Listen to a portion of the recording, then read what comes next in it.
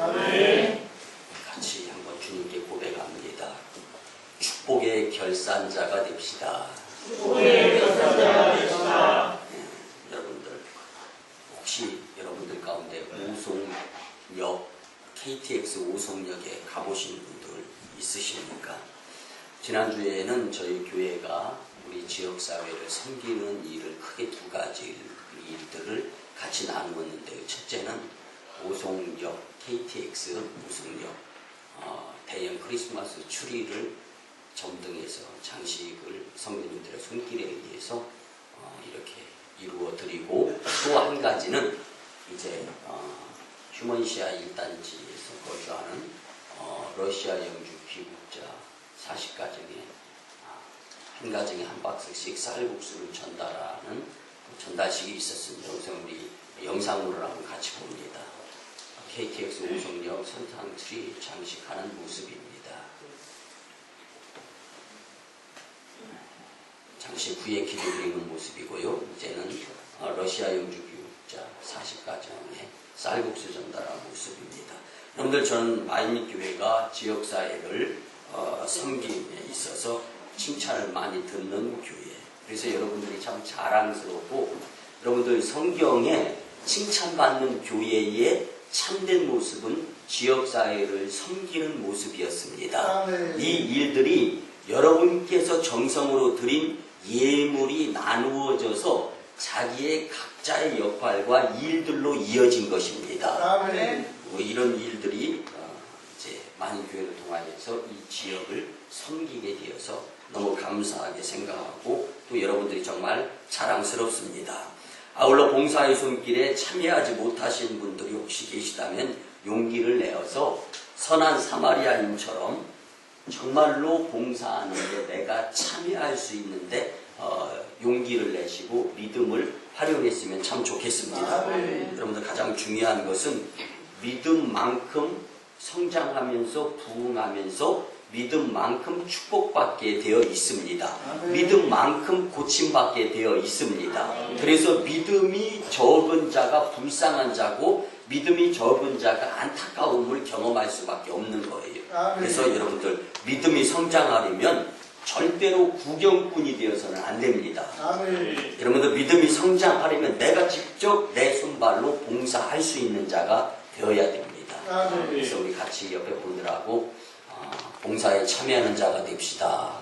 한번 고백합니다. 시작. 봉사에 참여합니다. 사랑하는 성도 여러분, 오늘은 교회적으로 1년을 결산하는 당회가 있고, 또 감리사님 주재하에 구역회가 이루어지는 날인데, 여러분들 오늘 본문에 보면은 성경상에서 이제 이 태교의 부분이 말씀으로 나오고, 또 성경상에서 결산을 잘해서 이후에 말년의 삶에 큰 축복을 받았던 주인공, 이 야곱을 통해서 우리가 말씀을 같이 나누는데요.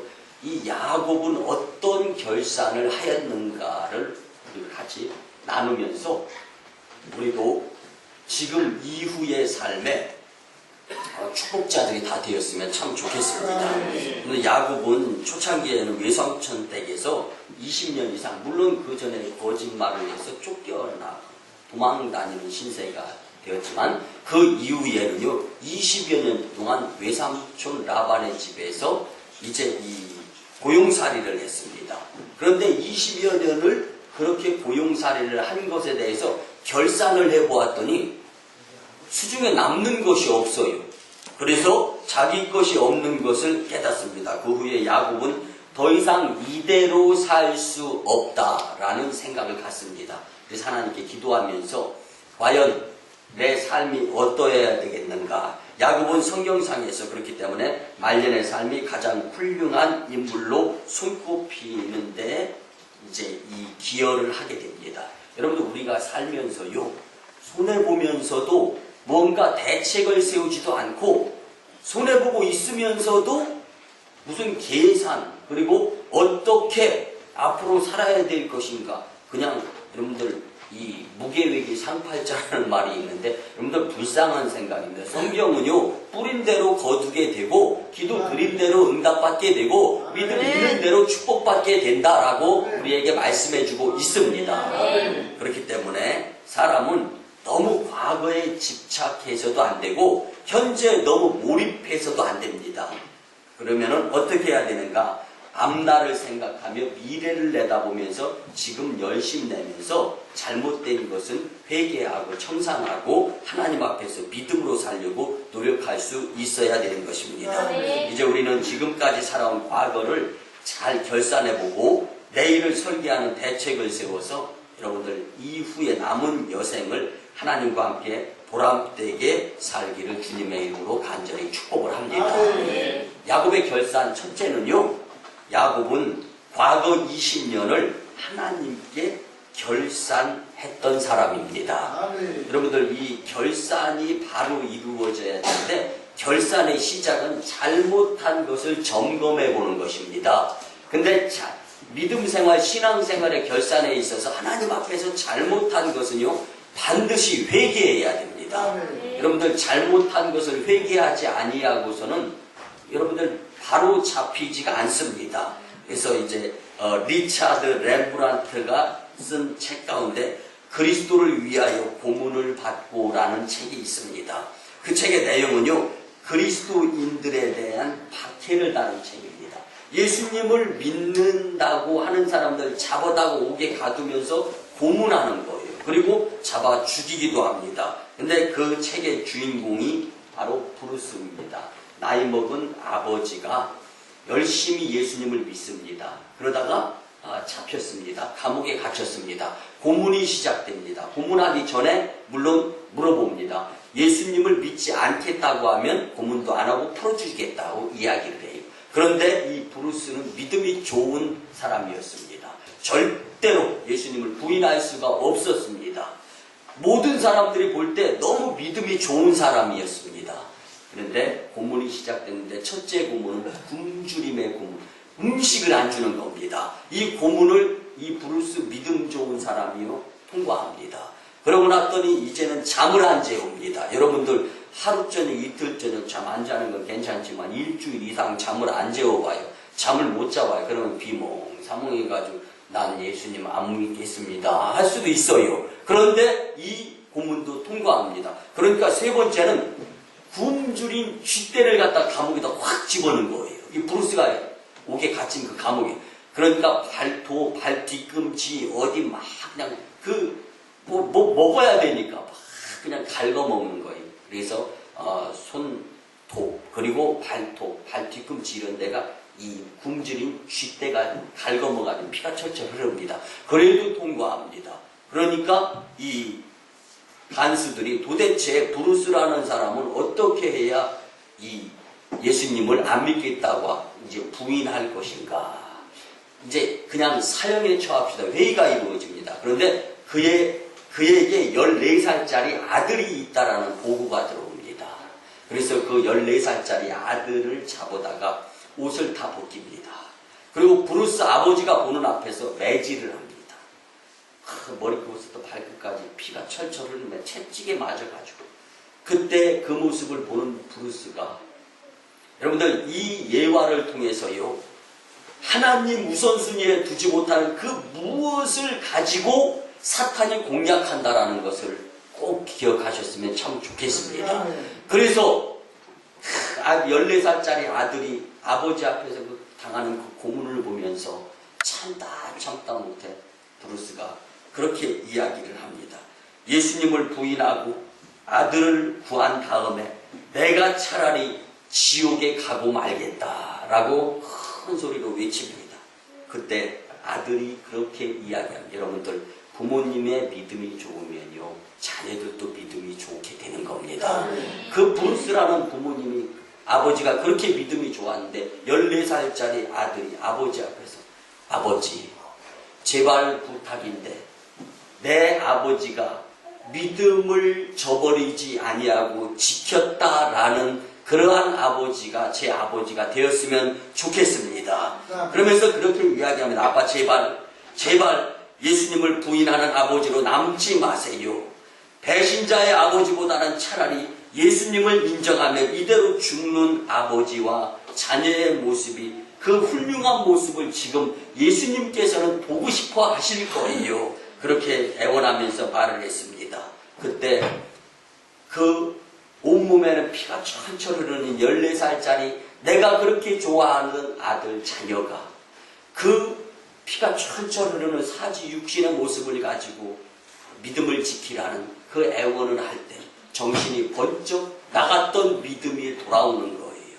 그래서 제정신을 차리면서 그가 자주 불렀던 찬송가 493장을 부르는데 눈에서는 눈물이 철철 흐릅니다. 그 찬양은 우리가 다 알다시피 하늘 가는 밝은 길이 내 앞에 있으니 슬픈 일을 많이 보고 늘 고생하여도 하늘 영광 밝음이 어두운 그늘에 치니 예수 공로 의지하여 항상 빛을 보도다.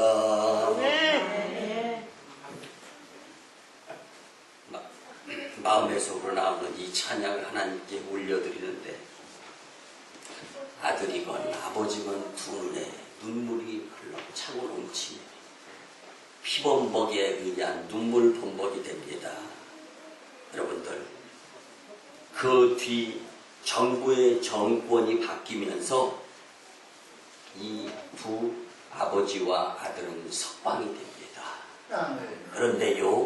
그런데 그렇게 고문당하고 힘들고 어려울 때는 미처 몰랐는데 정권이 바뀌어서 석방이 되고 난 다음에 온 세상에 소문나기를 신앙을 지킨 위대한 가정이다.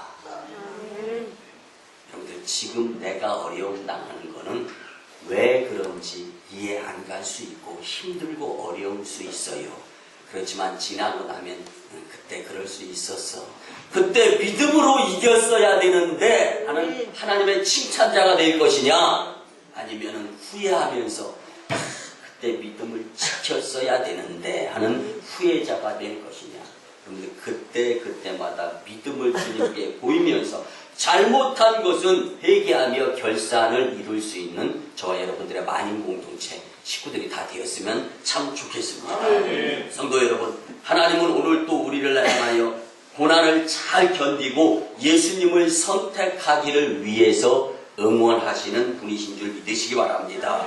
우리를 책임져 주신 하나님을 믿으시는 성도님들이 꼭 되셔야 하는 줄 믿습니다.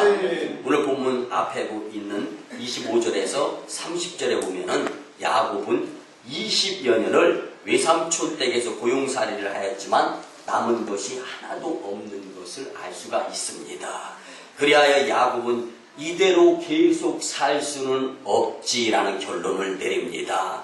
여러분들 사람은요 과거와 지난 날을 반성해야 장래를 위한 새로운 계획을 세울 수 있게 되는 것입니다. 우리는 지금까지의 삶을 한번 생각해 보아야 합니다. 그리고 보다 나은 삶을 위해 결심하고 새로운 계획을 세우는데 야곱과 같이 하나님 앞에서의 계획이 새롭게 세워져야 하는 것입니다. 사도 바울은요 과거를 생각하면서 빌립보서 3장 4절로 9절까지 말씀에 고백하는 내용이 있습니다. 그러나 나도 육체를 신뢰할 만하며 만일 누구든지 다른 이가 육체를 신뢰할 것이 있는 줄로 생각하면 나는 더욱 그러하리니 내가 8일 만에 할례를 받고 이스라엘 족속이요 베냐민 지파요 히브리인 중에 히브리인이요 율법으로는 바리새인이요 열심으로는 교회를 박해하고 율법의 의로는 흠이 없는 자라. 그러나 무엇이든지 내게 유익하던 것을 내가 그리스도를 위하여 다 해로 여길 뿐더러 또한 모든 것을 해로 여김은 내 주 그리스도 예수를 아는 지식이 가장 고상하기 때문이라. 내가 그를 위하여 모든 것을 잃어버리고 배설물로 여김은 그리스도를 얻고 그 안에서 발견되려 함이니 내가 가진 의는 율법에서 난 것이 아니요 오직 그리스도를 믿음으로 말미암은 것이니 곧 믿음으로 하나님께로부터 난 의라. 아멘. 여러분들, 바울은요, 내가 죄인 중에 괴수라고 디모데전서 1장 15절에서 고백합니다. 뭐냐면 예수님을 믿고 예수님을 따르는 삶 이전의 것은 다 나의 믿음 생활에 불필요한 것이었다라는 것을 고백하는 것입니다. 그래서 더럽게 여겨지는 것 중에 하나가 배설물 아닙니까? 이것처럼 과감하게 버렸다. 여러분들, 예수님을 믿는데 걸림돌이 될 만한 것은 더러운 것이다라고 생각하고 버리시게 되면 하나님의 은혜의 축복자가 될 수 있습니다. 그래서 우리는 바울 같은 우리의 고백들이 보여져야 되는데요. 후로는 하나님의 자녀임을 확신하고 믿음으로 대책을 세웠노라라고 고백하는 다윗의 고백이 여러분들의 고백이 되었으면 좋겠습니다. 우리는 주님 앞에서 잘못된 과거를 깨끗이 청산하며 결산할 수 있는 자들이 되어야 합니다. 야곱과 같이 과거를 하나님 앞에서 결산하는 성도님들이 다 되시기를 주님의 이름으로 간절히 축복합니다. 두 번째는요, 야곱은 결산 후 하나님께 대책을 세웠습니다. 여러분들, 오늘 본문 앞 31절로 36절에 보면 외삼촌의 양 중에서 점 있는 것과 아롱진 것은 자기의 것으로 줄 것을 요구하고 그렇지 아니한 것은 외삼촌의 것으로 하자는 제안을 했을 때 외삼촌은 기뻐서 수락을 했습니다. 이것이 뭐냐면 인간적인 생각과 하나님께서 주시는 지혜의 차이점입니다. 여러분들, 오늘 보면은 양 태교하는 법이 나오잖아요. 나무 껍질을 벗겨서 얼룩덜룩 얼룩무늬를 만드는 거예요. 그리고 건강한 이 태교가 이루어지는 모습 가운데서 건강한 양들은 전부 다 얼룩무늬를 가지고 점박이로 태어나는 부분들을 보게 됩니다. 여러분들, 이것이 뭡니까? 내 생각과 하나님의 생각이 다르다는 것입니다. 내 생각에는 그냥 이 얼룩무늬 양들이 오히려 평범한 양들보다 더 적게 나올 것이다라는 것이 내 생각입니다. 그렇지만 하나님의 생각은요, 하나님의 역사하심은요, 우리의 생각과 뒤바뀔 수도 있다라는 것을 우리는 잊지 말아야 됩니다. 오늘 말씀을 보면은 얼룩무늬가 더 건강하고 또 점박이가 더 많이 이제 만들어지는 것을 알 수가 있습니다. 그래서요, 우리들도 이같이 새로운 대책을 세우면서 믿음으로 이겨보려고 노력을 하게 될 때 항상 필요한 것은 하나님 앞에서 이루어질 수 있어야 됩니다. 여러분들, 바쁜 것은요, 일찍 일어나서 내 손으로 내 움직임으로 빨리빨리 처리하고 서울, 부산, 대구, 대전 다 돌아다니잖아요. 그런데 그때 주님이 쏙 빠진 가운데, 정신 나간 가운데, 영성 잃은 가운데 움직이고 있는 모습이 얼마나 위험할 수 있나를 여러분들 꼭 좀 기억했으면 참 좋겠습니다. 과거에 야곱이 아버지 이삭을 속인 불효자요, 하나님 앞에 죄인이라는 것을 알았다면 어떤 대책을 세워야 하는가라는 것을 오늘 말씀을 통하여 우리가 깨달을 수 있어야 됩니다. 가장 중요한 것은 먼저 잘못한 것은 철저하게 하나님께 잘못했다고 회개할 수 있어야 되는 것입니다. 그런데 아라비아 격언에요, 최고의 회개는 더 이상 죄를 짓지 않는 것이다.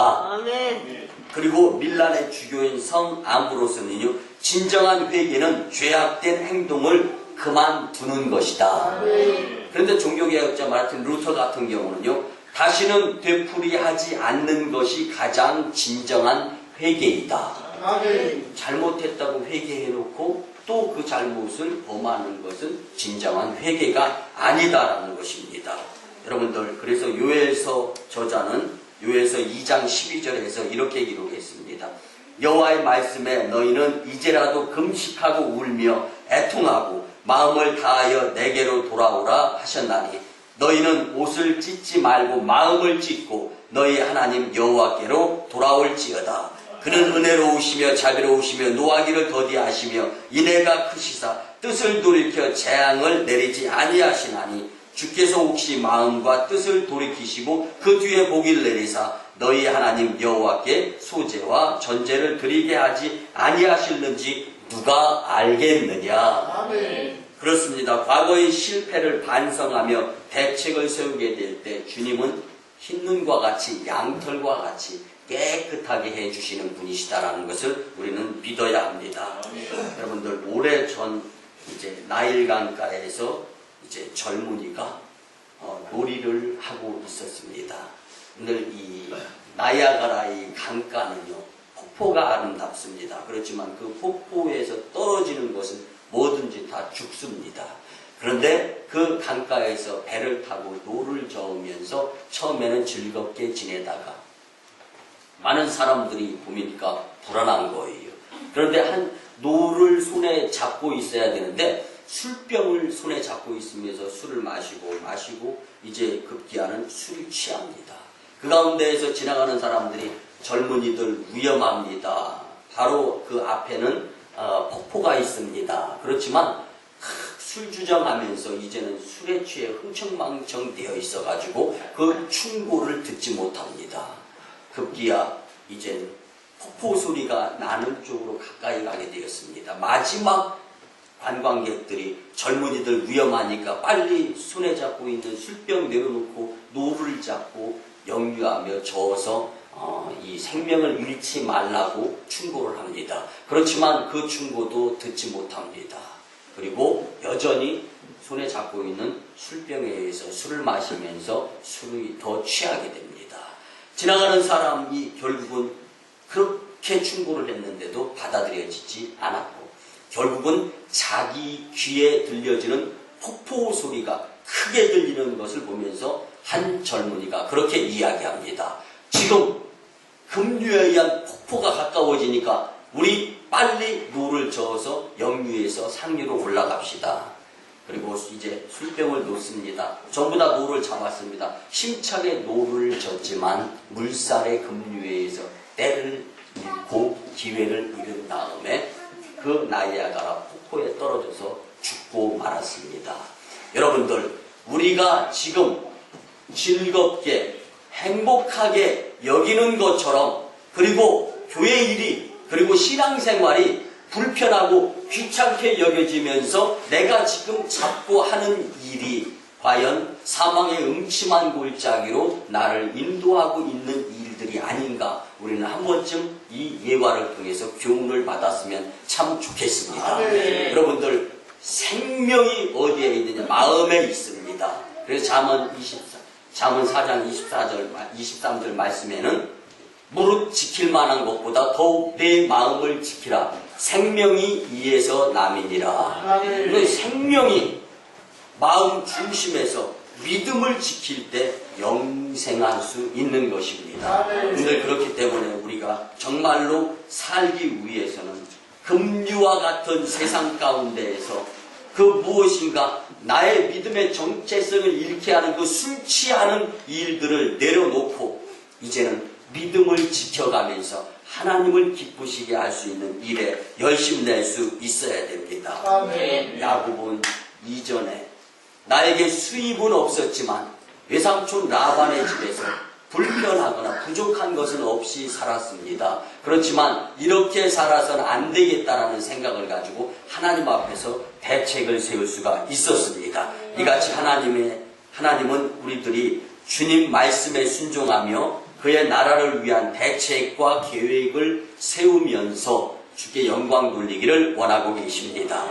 여러분들 오늘 걷지 아니하면 내일 내 이마에 땀을 흘리면서 열심히 뛰어도 소용없는 것을 믿으시기 바랍니다. 여러분들 이 재밌게 지내는 이 청년들이 급류를 거슬러 올라갈 수가 없게 된 이유가 무엇입니까? 술 취하였고 또 기회를 잃었기 때문입니다. 그리고 결국 폭포 밑으로 떨어져 죽게 되었는데 그들의 잘못된 대책 그리고 잘못된 생각을 우리가 다시 그 시행착오해서는 안 될 줄 믿습니다. 여러분들 믿음으로 결산 후에 하나님 앞에서 새로운 대책을 세워서 성공자, 축복자, 간증자 그리고 믿음의 신기록자들이 다 되시기를 주님의 이름으로 축복합니다. 마지막 세 번째는요.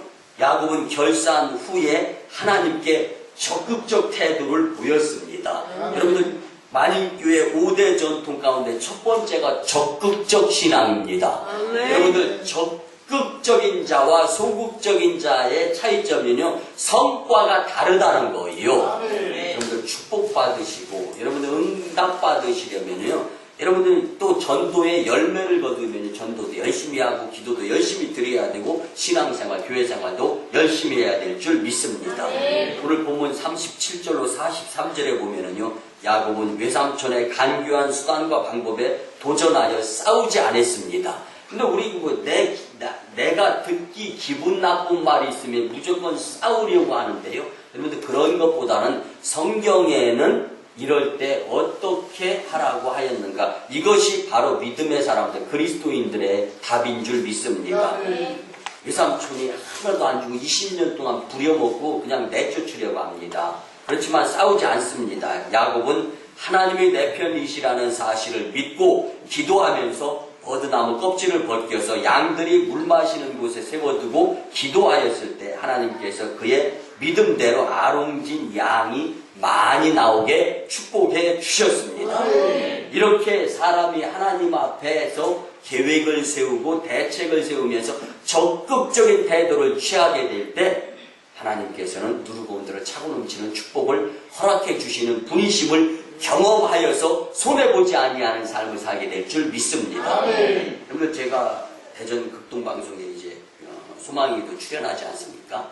그런데 그곳에 가서 들었던 간증인데 정말 공감이 가기 때문에 소개를 해드리겠습니다. 설교 말씀의 은혜를 받고 못 받고는 개인의 마음의 자세에 달려있다라는 말씀입니다. 근데 지금도 이렇게 하나님의 설교 말씀이 여러분들에게 선포가 되어지잖아요. 근데 이 말씀의 은혜를 받는 분이 계십니다. 반면에 은혜를 못 받을 수도 있다라는 거예요. 여러분들, 나는 과연 지금 선포되는 하나님의 말씀에 은혜를 받고 있나 없나를 한번 생각하시면서 이 예화에 경청하는 자들이 되었으면 좋겠습니다. 내가 적극적인 자세를 가지면서 말씀의 은혜, 적극적인 자세를 가지면서 말씀에 집중하게 되면 설교 말씀의 은혜를 받는다는 거예요. 그런데 소극적인 자세를 취하면은 은혜는커녕 시간 낭비했네, 아깝네, 후회하게 된다라고 말했습니다. 그래서 한 성도가 부흥회에 참석을 하는 거예요. 자기 교회에서 2박 3일 동안 부흥회가 이루어지는데 직장 생활을 하다 보니까 첫째 날 그렇게 교회에서 주일 안예배 때도 광고하고 또 이제 교육자들을 통해서 그렇게 전화해가지고 열심히 이번 부흥회에 참석해서 은혜 받으라고 그 권면을 했는데도 첫째 날 직장 생활에서 늦다 보니까 이제 시간을 갖지를 못했어요. 그래서 첫째 날 부흥회에 참석을 못했습니다. 이 한 집사님이. 그리고 둘째 날은 또 이제 이 목회자들이 첫째 날 집회에 참석하지 못한 자들에게 일일이 전화를 했어요. 그래서 이 예배에 꼭 참석하시라고, 집회에. 그런데 둘째 날 저녁에 어떻게 하다 보니까 이 직장 일을 하면서 이게 늦은 거예요. 허겁지겁 둘째 날 저녁 집회에 참석합니다. 그러다 보니까 어떻게 허겁지겁 자리도 없어요. 그래서 여분으로 뒤에 일회용 의자 만들어 놓은 데 앉았습니다. 그리고 급하게 교회를 가다 보니까 헌금을 못 준비한 거예요. 그런데 부흥 강사 목사님 헌금을 손에 들고 일일이 호명하면서 축복 기도를 합니다. 20분이 지나갑니다. 그렇게 지루하고 짜증나는 거예요, 이 집사님이. 그래서 괜히 그냥 차라리 직장 일이나 할 걸, 집에 가서 밀린 일이나 할 걸 하는 생각부터 들면서 이제 급기야 20분이 지나면서 하나님의 말씀을 듣습니다. 졸리기도 하고 그 다음에 은혜가 안 되는 거예요. 말씀이 귀에 안 들어옵니다. 여러분들 소극적인 자세를 취했더니 그런 거예요. 그러면서 예배 설교 말씀은 왜 이렇게 깁니까? 이러다 보니까 결국은 부흥회가 끝나고 난 다음에 이제 집으로 돌아가면서 괜히 집회에 참석했다. 은혜를 하나도 못 받은 거예요. 그러고 나서 그냥 내일은 직장 일이나 열심히 하고 부흥회에 참석하지 말아야지. 근데 이제 목회자들이 교회에서 열심히 기도드립니다. 하나님께서 부흥 강사 목사님을 보내주셔서 새로운 영의 꼴을 먹으면서 교회 부흥 그리고 열심 내라고 기회를 주셨는데 우리 참석하지 못하고 은혜 받지 못하는 성도님들 이를 위해서 이제 합심해서 기도를 드리고 난 다음에 이제 전화를 하는 거예요. 그 집사님에게도 전화 통화합니다. 목사님이 이제 집사님한테 집사님 어저께 어떻게 예배 집회 참석해서 은혜 많이 받았습니까? 오늘은 교육자들이 또 기도를 드리면서 은혜 못 받으신 분들과 또 참석하지 못하신 분들을 위해서 기도 열심히 드렸습니다. 내일 더 크게 은혜 받으시기 바랍니다. 성령님께서 인도해 주실 줄 믿습니다. 이렇게 통화가 이루어졌어요. 그러고 났는데 갑자기 성령님이 마음속에 물밀듯 들어와서 아무개 집사야 오늘 저녁에는 내가 너에게 찾아갈 텐데 꼭 은혜 충만히 받기를 바란다. 이런 마음에 감동이 오는 겁니다. 그리고 난 다음에 이제 준비하는 거예요. 하나님 오늘은 시간 전에 일찍 가서 예물에 또 가족들 식구들마다 기도 제목 다 작성하고 해가지고 일찍 참석해야지. 집회에 일찍 참석했습니다. 앞자리가 비어있어요. 맨 앞자리 정중앙에 앉았습니다. 그리고 준비한 예물을 드렸습니다. 시간이 되었어요. 봉강사 목사님이 헌금 봉투를 들고 일일이 기도드립니다. 역시 한 20여 분이 돼요. 내 차례가 언제 오나 기다리고 있는데 우리 가정을 위한 기도 제목을 다 드리면서 축복의 기도를 드리는데 은혜가 되는 거예요. 그리고 나서 이제 맨 앞자리 정중앙에 앉았으니까 헌금 축복 기도가 끝나고 나서 말씀 선포가 이루어지는데 앞자리다 보니까 부흥강사 목사님하고 눈이 마주치는 거예요. 조를 수가 없습니다. 말씀에 집중합니다. 여러분들 그런데요. 큰 은혜를 받았습니다. 큰 은혜를 받았습니다. 어저께와 똑같은 상황이었습니다. 그런데 소극적인 자세였느냐 적극적인 자세였느냐 예물을 준비하여 정성으로 기도의 제목까지 드렸느냐 앞자리냐 뒤에냐 따라가지고 달라졌던 모습입니다. 여러분들 이 예화를 통하여서 그 큰 은혜를 받고 셋째 날 집회를 마치고 돌아가면서 이 집사님은 이렇게 고백을 했답니다. 콧노래를 들으며 찬양하면서 그래 적극적 태도에 따라서 은혜의 분량이 달려있는 것이구나. 하나님은 적극적인 자들을 들어서 쓰시고 적극적인 자들을 통하여 기적을 나타내게 하시면서 적극적인 자들에게 축복을 해 주십니다. 그래서 여러분들 교회의 전통은요. 그 교회의 담임 목회자의 목회 마인드에 따라서 첫째, 둘째, 셋째, 넷째, 다섯째가 달라집니다. 여러분들 저는 만일교회에서 14년 목회를 하면서요. 한 번도 하나님과 함께 하시면 안 된다라는 생각을 가져본 적이 없습니다. 그리고 무조건 적극적인 모습으로 주님께 모습을 보여야 된다라는 생각을 가지고 지금까지 목회하고 있습니다. 여러분들도 적극적인 신앙자들이 다 되시기를 주님의 이름으로 간절히 축복을 드립니다. 적극적인 자세를 가져야 은혜를 받는 것입니다.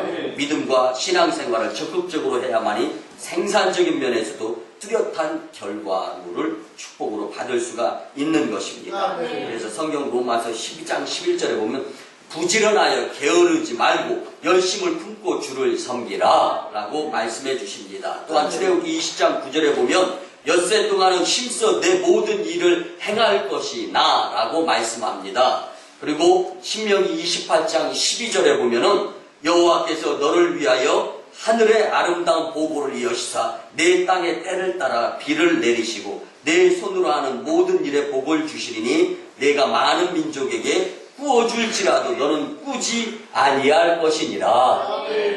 여러분들 꾸어줄지언정 꾸지 아니하는 축복의 자가 되기 위해서도 적극적인 신앙자가 되어야 합니다. 말씀의 결론을 드립니다. 사랑하는 성도 여러분, 올 1년을 지내며 각종 예배 시간, 봉사, 헌신, 충성, 그리고 연초에 다짐하면서 주님의 일에 열심을 내고자 하였던 그 결심, 과연 지금 연말을 맞이해서 하나님 앞에서 어떠한 모습을 보이고 있는가 한번 생각해 보시기를 바랍니다.